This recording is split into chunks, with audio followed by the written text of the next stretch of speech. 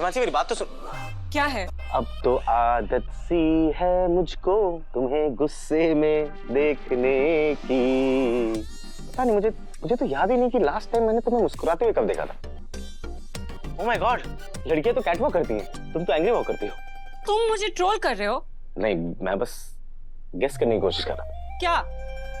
यही कि तुम्हारे गुस्से की वजह क्या हो सकती है। लेट मी गेस, हमारा इस घर में कोई कंट्रोल नहीं है। नहीं, ये बात आज नहीं हो सकती। हमारा ऑफिस में कोई कंट्रोल नहीं है। हमारी इस घर में कोई इज्जत ही नहीं।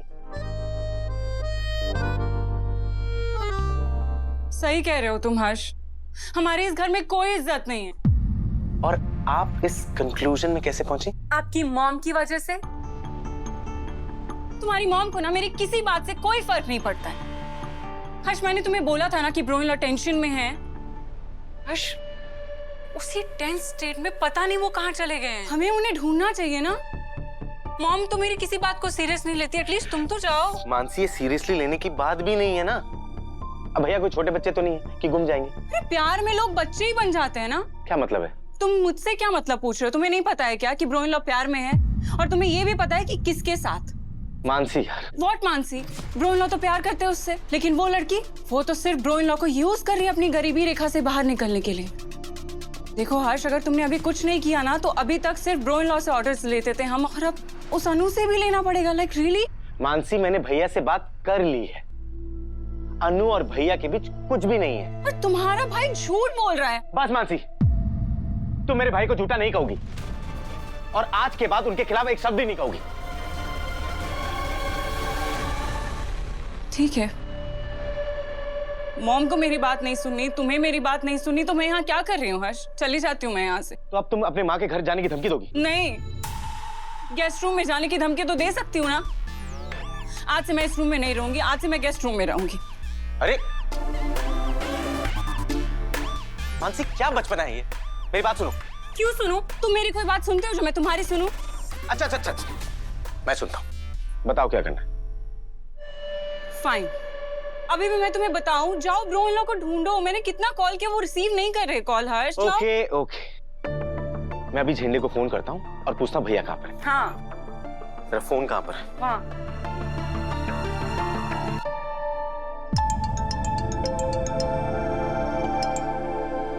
जी हर्ष। सॉरी झंडे, इतने लेट कॉल किया। वो मैं जानना चाहता था, भैया तुम्हारे साथ है? हाँ। अच्छा, कहाँ पर हो तुम दोनों? वो हम बोलो झंडे। वो अनु के पापा को हार्ट अटैक आया था। व्हाट? इसलिए हम लोग सिटी हॉस्पिटल आए हैं। ओके, अगर कोई जरूरत हो तो फोन करना। क्या हुआ? कुछ पता चला ब्रो इन लॉ कहाँ है? वो सिटी हॉस्पिटल में झंडे भैया के साथ। अनु के पापा को हार्ट अटैक आया। व्हाट?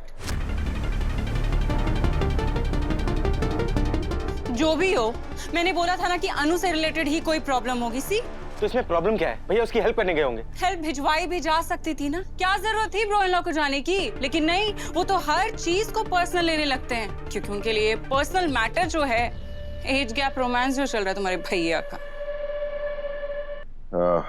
मन तो कर रहा है कि गोपाल जी से मिलके जाऊं, लेकिन अभी मुझे निकलना होगा। सर, सब कुछ ठीक है ना? हाँ, पर झंडे कुछ टेंशन में लग रहा था। वो तो उसकी आदत भी है, वो हमेशा टेंशन में रहता है। शायद कोई बिजनेस से जुड़ा हुआ इशू होगा।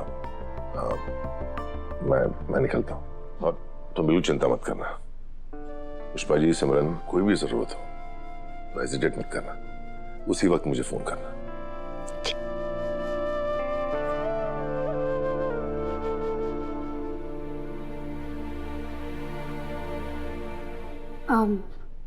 चले भाई। सिमरन, अब बता कौन बुला रहा था मुझे?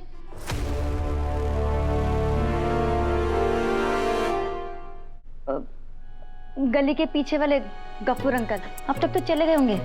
चल। और बुला रहे थे तो चले क्यों गए?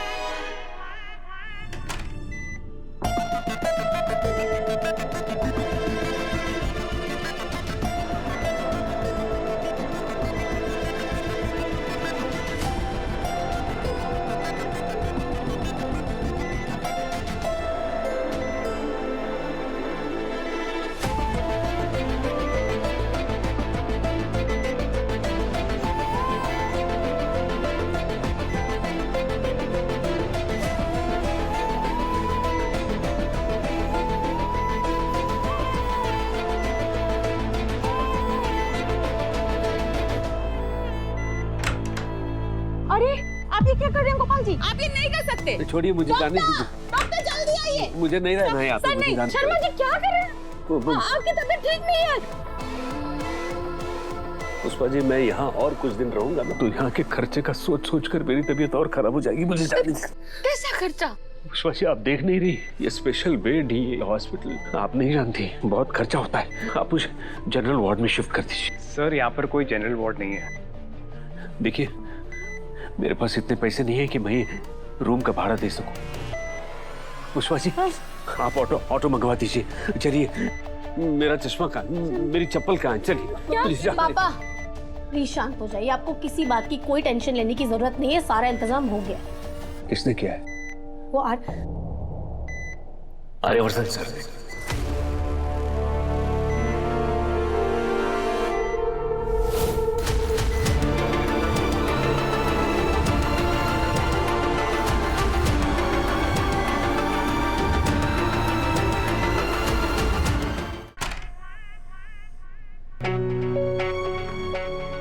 आर्य कहाँ है? फोन भी नहीं उठा रहा है। झेंडे को फोन करती हूँ। आर्य? माँ, कहाँ गए थे तुम? माँ सिटी हॉस्पिटल। हॉस्पिटल? क्यों? माँ गोपाल जी वहाँ एडमिट है, उन्हें हार्ट अटैक आया था।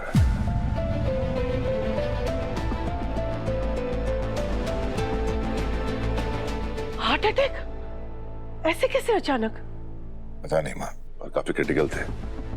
डॉक्टर ने बताया कि उन्हें किसी बात से बहुत बड़ा सदमा पहुंचा है और ऊपर से बेचारे अनु को इंश्योरेंस का क्लेम भी नहीं मिल पा रहा था, तो सर्जरी रुकी हुई थी। वो तो अच्छा हुआ कि मैं टाइम पे पहुंच गया और एमडी सर से बात कर ली और सर्जरी हो गई। चलो भगवान की दया है। अब तबीयत कैसी है उनकी? ठीक है, होश भी आ गया। और तुम क्यों घर आ गए? आर्य इस वक्त अनु को तुम्हारी ज्यादा जरूरत है, तुम्हें वापस नहीं आना चाहिए था। माँ मैं नहीं आने वाला था, तो झेंडे का फोन आया कि उससे मुझसे कुछ बहुत जरूरी बात करनी है, कुछ बहुत ही अर्जेंट है। काफी टेंस साउंड कर रहा था और कह रहा था कि कोई बहुत बड़ी प्रॉब्लम हुई है। कैसी प्रॉब्लम? वो तो वही आके बताएगा, लेकिन उसकी वजह से मैं गोपाल जी से मिल भी नहीं पाया। कोई बात नहीं बेटा, हम दोनों कल चले जाएंगे गोपाल जी को मिलने। ठीक है माँ, गुड नाइट। गुड नाइट बेटा। पता नहीं बेचारी मेरी अनु की क्या हालत होगी। डॉक्टर्स कह रहे थे कि हार्ट अटैक किसी सदमे की वजह से आया है। ऐसा कौन सा सदमा लगा गोपाल जी को?